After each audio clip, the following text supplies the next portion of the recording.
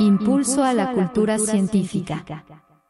Bienvenida, querida audiencia, soy Rocío Ortiz y me da mucho gusto saludarles e invitarles a que nos acompañen en nuestro programa Momentum, Impulso a la Cultura Científica, que estamos produciendo en CISAR y se transmite a través de Canal 24.1 y en nuestros sitios de Facebook y YouTube en Sistema Zacatecano de Radio y Televisión. También estamos transmitiendo en Momentum 24.1. En esta emisión hablaremos de educación y la gestión que se realiza para mejorar su calidad a nivel Latinoamérica. Por lo que hoy tenemos el gusto de contar con dos invitados que acuden a la Universidad Autónoma de Zacatecas al 6º Congreso Internacional de Gestión Educativa. Les damos la bienvenida, gracias por estar con nosotros, la doctora Liliana Ávila Garzón, coordinadora académica y presidenta del Comité de Currículum y del área disciplinal de gestión educativa, docente e investigadora en la especialización de gerencia. Muchas gracias por estar con nosotros. También saludamos con gusto al doctor Rafael Enrique Buitrago Bonilla. Él es docente e investigador de la Universidad Pedagógica y Tecnológica de Colombia, adscrito a la licenciatura en música y a la Facultad de Ciencias de la Educación y asesor del programa Escuelas Normales Superiores en el convenio de la UPTC, director del Grupo de Investigación CACAENTA. Gracias por estar con nosotros. Muchas gracias. Gracias, bienvenidos. Pues, ¿qué les parece si nos ayudan un poquito para entrar en este tema de la educación y la gestión? Si primero nos comparten un poquito de su formación académica para que la audiencia conozcamos de lo que hay en esta carrera que hicieron para su formación. Bien, muchas gracias por la invitación. Pues quisiera compartirles que yo soy profesional en Planeación para el Desarrollo Social de la Universidad Pedagógica y Tecnológica de Colombia. Soy magíster en Gestión Educativa y Social y doctora en Ciencias Sociales, Niñez y Juventud. Soy docente investigadora de la Universidad Pedagógica y Tecnológica de Colombia y actualmente coordino los programas del área disciplinar de gestión educativa. Excelente, muchas gracias. Doctor, por favor, nos comparte. Rocío, primero muchas gracias por la invitación, a ti, a toda la audiencia que nos sigue. Y bueno, yo me formé inicialmente como licenciado en Ciencias de la Educación Música, luego he hecho una especialización en Gerencia Educacional, la que ahora coordina mi colega, posteriormente una maestría en Educación en la Universidad Externada de Colombia, con énfasis en Desarrollo Humano y Valores. Posteriormente un máster oficial en Educación Musical en la Universidad de Granada, España, y mi doctorado es en Educación Musical de esta misma universidad. Me encuentro como desempeñando el rol de director de la Escuela de Posgrados de la Facultad de Ciencias de la Educación en mi universidad. Allí tenemos 5 doctorados, 14 maestrías y 4 especializaciones. Soy también el coordinador académico del doctorado en Pedagogía Didáctica y el editor del subcomité de la Facultad de Ciencias de la Educación. Sí, muchísimas gracias. Pues ya con esto nos vamos dando una idea de todo lo que recorrieron como para prepararse y estar trabajando diferentes líneas de investigación, porque es muy amplio todo este espectro, ¿no? de conocer las mejoras que se pueden hacer para la educación y la formación de los futuros maestros. Y nos ayudan a conocer de estas líneas de investigación y un poquito cómo las empezaron a desarrollar. Bien, desde los programas que coordino, que son la especialización en gerencia educacional y la maestría en gestión educativa, desarrollamos varias líneas de trabajo, de investigación y de comprensión de la gestión educativa, que tienen que ver con la gestión educativa y la diversidad, la gestión educativa, el desarrollo humano y la gestión educativa y el currículo, que son asuntos que preocupan bastante en la formación de directivos docentes, rectores, coordinadores y personas que están liderando apuestas investigativas en diferentes contextos y con diferentes sujetos. Digamos que por ahí nos inquieta bastante la formación de nuestros maestros, nuestras maestras y el acompañamiento a las escuelas desde el liderazgo de los directivos docentes. Sí, y qué interesante, qué vigente es esta idea que nos está planteando con la formación de quienes van a estar en esos lugares de toma de decisiones, manejando recursos humanos que a su vez estarían impartiendo estas diferentes materias, ¿no? Esta diversidad de conocimientos. ¿Ya cuánto tiempo tiene desarrollándose esta capacitación, por decirlo así? Sí, la universidad desde la especialización en gerencia educacional viene construyendo esta reflexión y este acompañamiento a los directivos desde hace más de 26 años. Y desde la maestría en gestión educativa llevamos 6 años de historia, acompañando desde la investigación, desde el acercamiento a las escuelas, desde el acercamiento y el acompañamiento a estos directivos docentes que de alguna manera se encuentran en un escenario muy complejo de la educación, de las nuevas generaciones, de las nuevas escuelas, con unos retos administrativos, financieros, pero también unos retos sociales, desde toda la gestión comunitaria, con las familias que hoy son tan diversas, que hoy son tan complejas, y también, por supuesto, desde una apuesta de reflexión pedagógica de la gestión educativa. Qué necesario que se haga en todos los países, porque pues sabemos que muchas veces son premios políticos que vayan afines a los intereses de un grupo político en alguna institución, que se les van dando estos lugares. Y bueno, si así lo decidieron está bien, pero que se capaciten, que tengan la formación para un buen desempeño. Totalmente de acuerdo. Y hace poco estuvimos en una escuela aquí en Zacatecas hablando con sus directivos docentes, y lo que ellos manifiestan son problemáticas muy cercanas a nuestro contexto colombiano, pero también de los colegas de Chile, de Brasil, de Perú, de otros países que hacen parte de una red que justamente convoca hoy al Congreso de Gestión Educativa, su 6ª versión. Y estos problemas son muy cercanos. Digamos que las preocupaciones de los directivos docentes son muy cercanos, aunque seamos diferentes países, tratamos de encontrarnos para comprender las realidades que viven y encontrar alianzas, encontrar esfuerzos para poder encontrar soluciones a esto que viven en las escuelas, en las instituciones educativas, nuestros líderes, nuestros docentes, directivos docentes.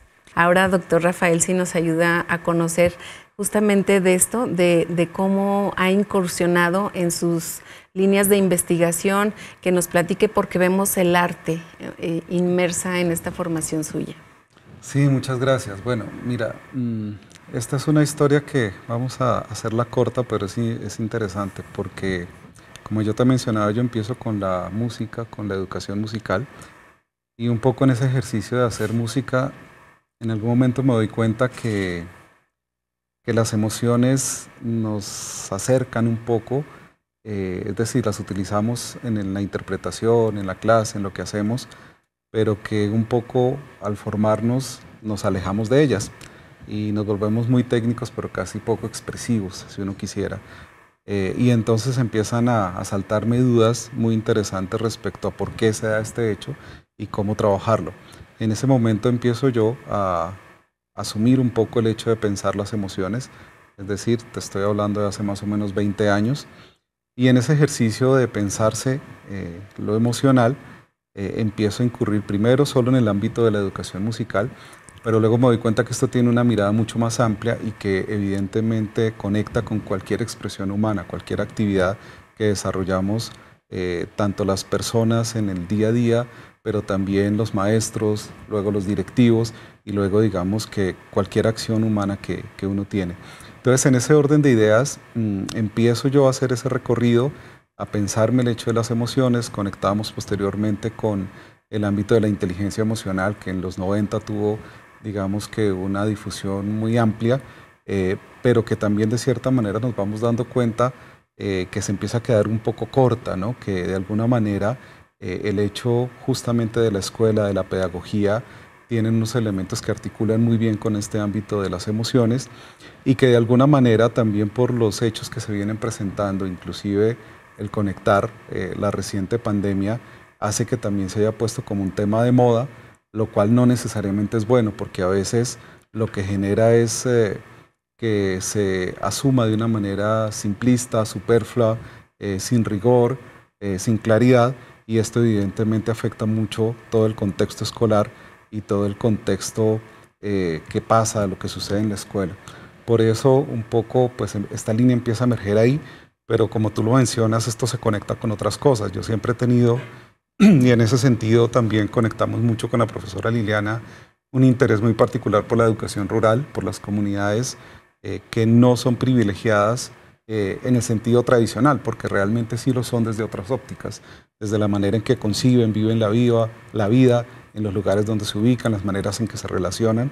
Y entonces esta mirada de lo emocional me permite un poco transitar por la educación musical, pero también transitar por la formación de maestros, transitar por justamente la perspectiva de los directivos, que es lo que nos convoca en este Congreso de Gestión Educativa, y un poco prácticamente en toda la esfera amplia de lo que pasa en la educación.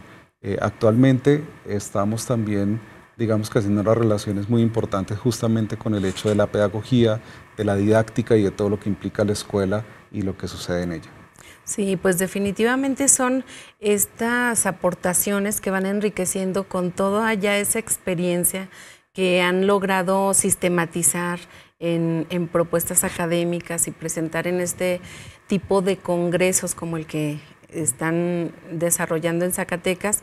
Gracias, por supuesto, aprovecho para reconocer el trabajo de la red de posgrados de Latinoamérica que está encabezando en estos momentos la doctora Carla Capetillo, que le agradecemos que nos facilite que ustedes puedan estar en este espacio compartiendo justamente eso, esa aportación que están haciendo, que van a compartir con más maestros, con más estudiantes, investigadores, y de alguna manera sacar beneficio de todo este trabajo que han desarrollado durante años para una propuesta o muchas propuestas tal vez innovadoras que se adapten a cada región.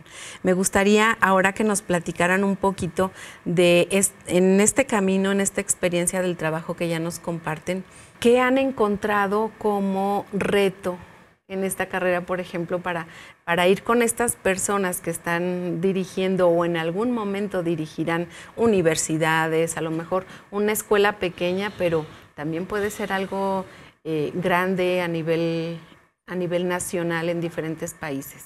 Sí, digamos que desde mi experiencia, yo no siempre he sido docente universitaria, yo vengo de un camino de ser educadora popular, de trabajar con comunidades, sobre todo comunidades rurales, como lo decía el profesor Rafael.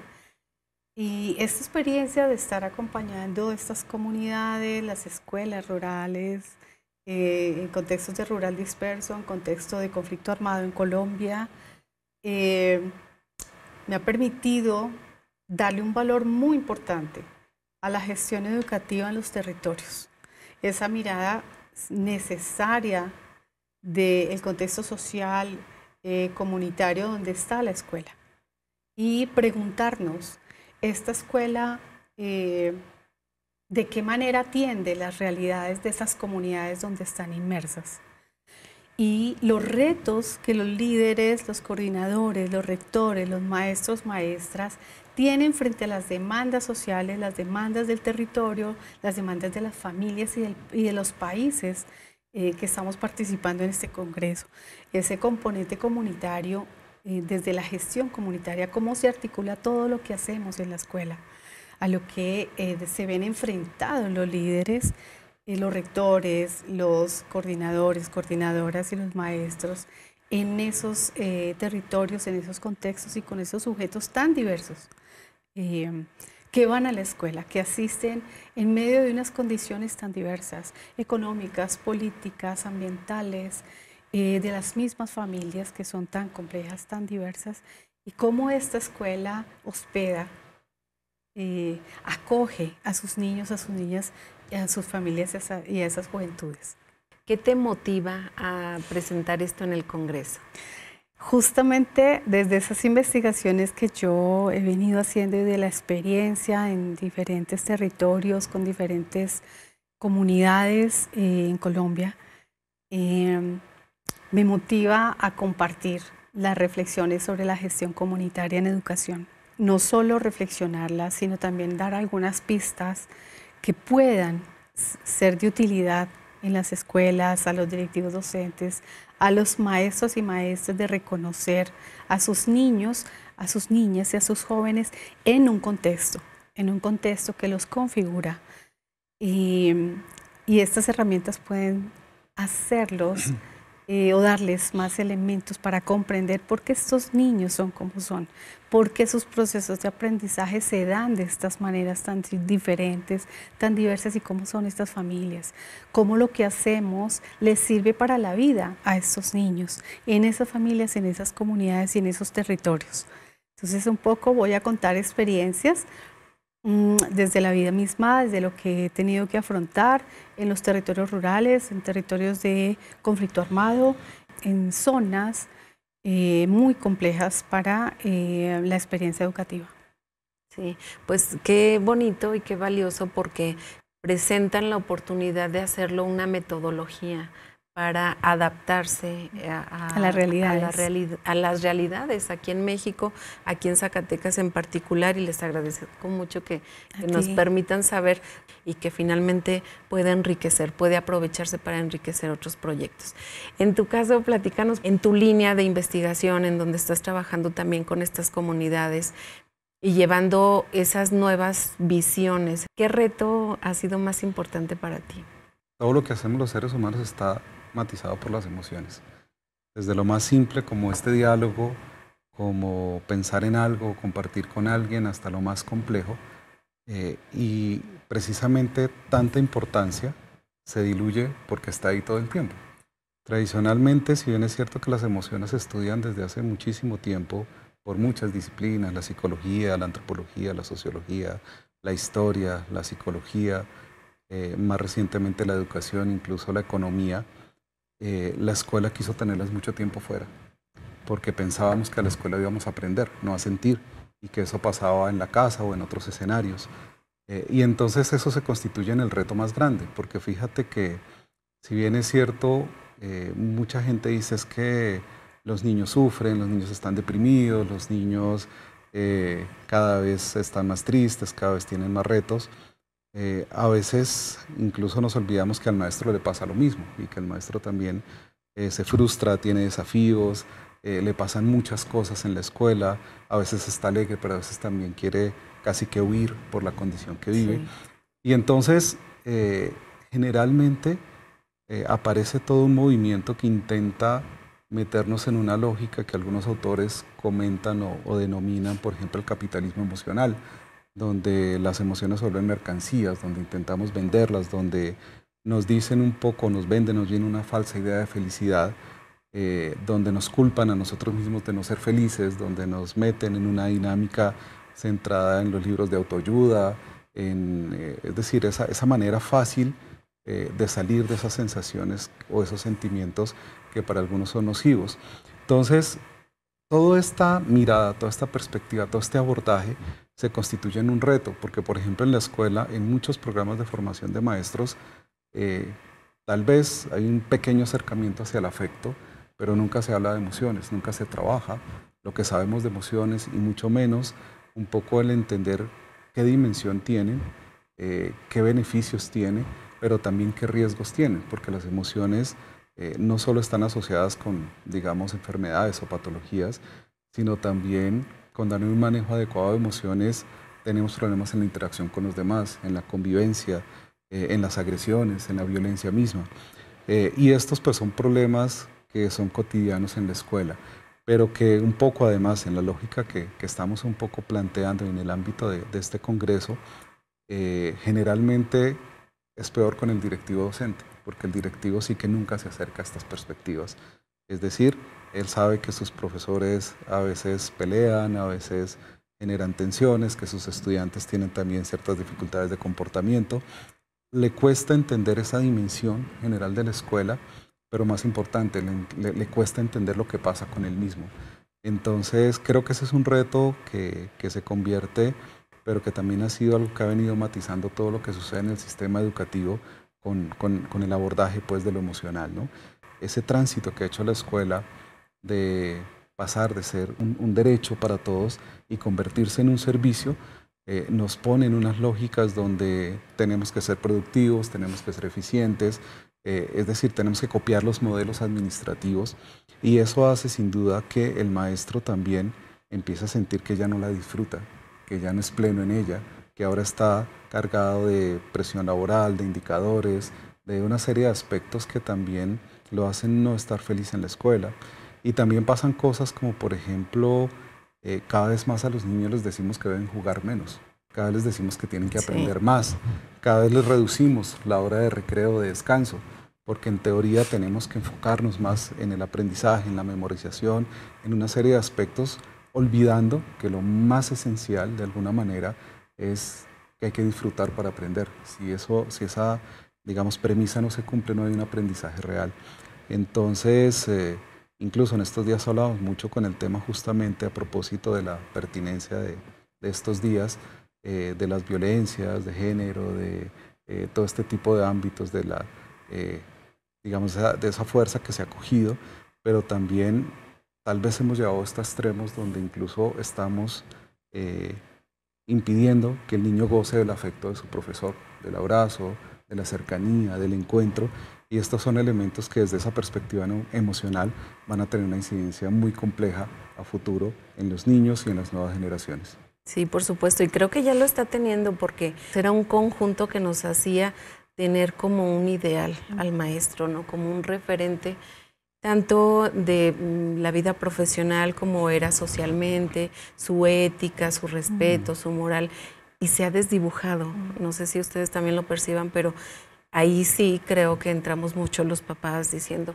el maestro no tiene que hacer esto, no tiene que llegar a este punto, y se fue tal vez limitando a que solo se le atendiera la parte académica, la parte intelectual, pero no somos solo esa parte, vamos siempre unidos con todas nuestras diferentes facetas, ¿no?, en la vida. Me gustaría que también le enviaran un mensaje a esas familias. ¿Qué le dirían para hacer conciencia de que se necesitan cambios? A las familias, más compromiso con el proceso de aprendizaje de sus niños, de sus niñas, de sus jóvenes. Más compromiso con los procesos que lideran los maestros y las maestras en las escuelas. Acercarse más a lo que se hace en la escuela, a lo que se hace desde lo que orienta a los directivos docentes, lo que hace su maestra, lo que hace su maestro, porque de hecho para muchos niños y niñas el maestro sigue siendo un referente de afecto, de cuidado. La escuela sigue siendo un lugar de refugio, de juego, como decía Rafael, de aprendizaje, de encuentro con los otros pares, y la escuela sí necesita un acercamiento más de las familias y de las comunidades, porque la escuela sigue siendo un centro muy valioso, muy potente para la sociedad, para los países, y se requiere ese abrazo de la familia y de la comunidad a la escuela. Esa corresponsabilidad que es una corresponsabilidad, y es importante que las familias reflexionen su papel, su responsabilidad en ese desarrollo de sus hijos, de sus hijas. Muchas gracias. Tu comentario, por favor. Vale, yo quisiera mencionar que es muy importante que cada uno de ustedes reconozcan o le den la oportunidad de entender que las emociones siempre están ahí. Queramos o no, siempre nos acompañan, y que un poco entenderlas, abrirse hacia ellas, intentar conocerlas, nos da la posibilidad de tener mejores relaciones con los otros, mejores relaciones con nosotros mismos, mejor relación con el aprendizaje, con el trabajo, con todo lo que hacemos. Y un poco en la misma línea que señalaba Liliana, es que la escuela es el lugar privilegiado del encuentro. En la escuela es donde sentimos, donde estamos, donde compartimos, donde conocemos al otro, donde establecemos vínculos esenciales. Y los padres de familia tienen que ayudarnos a recuperar el lugar de la escuela, recuperar el lugar del afecto. Como mencionábamos y veníamos señalando, es muy importante el abrazo, es muy importante encontrarse, es muy importante sentirse acogido, sentir que hay cariño, que hay afecto. Y esa es una cruzada que casi que deberíamos hacer todos en términos de rescatar. A veces cuando hablamos de conceptos como el de calidad educativa, pensamos que la calidad es únicamente sacar buenos resultados en exámenes estandarizados, en las pruebas PISA, bueno, en todos estos sistemas que están, pero pensar en calidad es pensar en niños felices, pensar en maestros felices que disfrutan lo que hacen, y eso evidentemente pues genera o puede aportarnos a una mejor sociedad, a una mejor manera de vivir y a una mejor forma de estar todos juntos en este mundo y al fin y al cabo ser, existir y respetar. Sí, por supuesto, estamos hablando de la importancia que tiene pensar en esos niños, en esos jóvenes que estarían determinando su perspectiva del universo, del mundo, de la sociedad, a través de las aulas, de las escuelas. Muchísimas gracias por estar con nosotros. Muchas gracias, Rocío. Cualquier comentario o pregunta que la audiencia les quiera hacer llegar, ¿en dónde los puede contactar? Puede ser a través del correo del Congreso, con la doctora Carla Capetillo de la Universidad Autónoma de Zacatecas, claro que sí. Están nuestros datos allí en la programación del Congreso y estamos prestos para conversar y para compartir experiencias. Sí, para cualquier persona interesada pueda contactarlos directamente y pues agradecemos mucho que nos hayan permitido dialogar con ustedes y compartir con nuestra audiencia parte de lo que es este Congreso Internacional en Gestión Educativa. Muchísimas gracias y un agradecimiento para los docentes que están participando desde la Maestría en Investigaciones Humanísticas y Educativas de la Universidad Autónoma de Zacatecas. Pues estamos llegando a la conclusión de nuestro programa. Gracias por acompañarnos. Los esperamos nuevamente el próximo lunes a las 10 de la mañana y en nuestra retransmisión los miércoles a la 1 de la tarde. Recuerden que nos pueden contactar en nuestros sitios de Facebook y YouTube en Momentum 24.1 para hacernos llegar sus comentarios, preguntas o sugerencias sobre temáticas que quieran que presentemos aquí. Soy Rocío Ortiz. Recuerden que la ciencia enriquece nuestras vidas.